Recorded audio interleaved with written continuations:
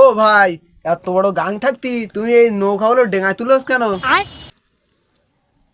ও ভাই, আমি এই নৌকায় মলম মাখাচ্ছি। মলম নাকি?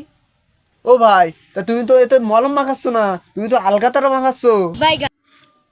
তুমি দেখতে যখন পাচ্ছ আলকাতারা মাখাচ্ছি, তা শোনার কি দরকার? বেয়াদব ছেলে কোথাকার।